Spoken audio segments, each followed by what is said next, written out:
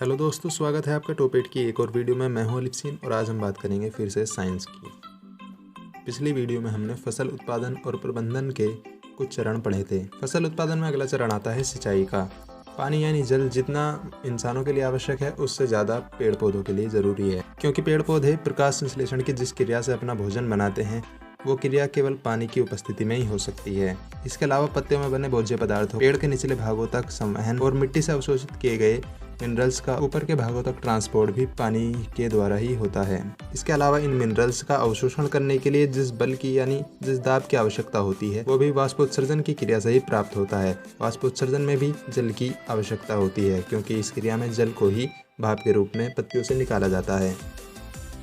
तो इन बातों से साफ हो जाता है कि पानी पेड़ पौधों के लिए कितना आवश्यक है। बिना पानी के पेड़ पौधों का जीवन भी संभव नहीं है। चाहे तो आप प्रैक्टिकली देख सकते हैं, अगर किसी गमले में काफ़ी दिन तक पानी न दिया जाए तो उसमें लगा पेड़ पौधा मुरझाने लगता है।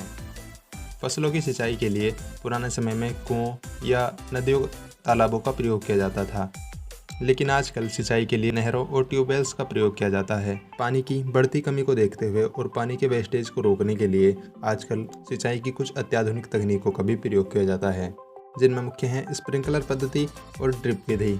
स्प्रिंकलर पद्धति में एक पाइपलाइन से जुड़े कुछ नोजल्स लगा दिए जाते हैं जो घूम घूम कर पानी का छिड़काव करते हैं। इस तरह ड्रिप विधि में भी जितना पानी आवश्यक है केवल उतना ही पानी पेड़ पौधों की जड़ों तक पहुंचाया जाता है। इन सारे कामों से निकलने के बाद फसलों के सामने जो समस्या आती है वो समस्या है खरपतवार की। खरपतवार वे एक्स्ट्रा पेड़ पौधे होते हैं जो फसलों के साथ उगाते हैं। ये खरपतवार फसली पौधों से पोषक तत्वों, पानी, सूर्य के प्रकाश और जगह के लिए कंपटीशन करते हैं, जिससे फसलों की वृद्धि कम हो जाती है। छोटे खेतों या क्यारियों में खरपतवारों के नियंत्रण के लिए अक्सर निराई गुड़ाई का प्रयोग किया जाता है, जिसमें हाथ या खुरपे की सहायता से इन्हें उखाड़कर फेंक दिया जाता है।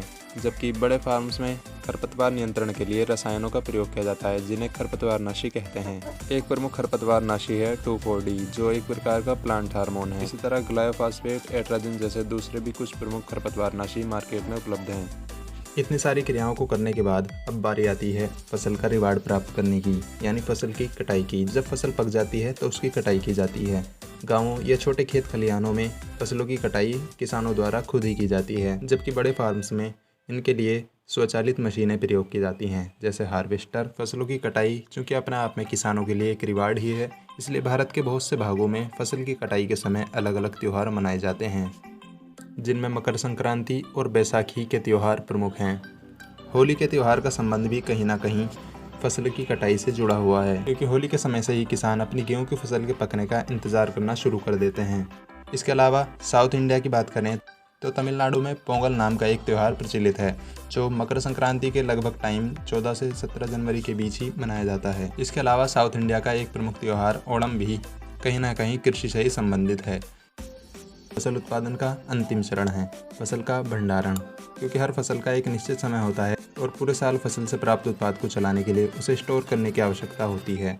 अगर फसल को ठीक से स्टोर न किया जाए तो उसे कीड़ों मकोड़ों या पक्षियों द्वारा खराब किया जा सकता है। इसके अलावा नमी से भी फसल सड़ सकती है, तो इसके लिए फसल का भंडारण करना बहुत आवश्यक हो जाता है।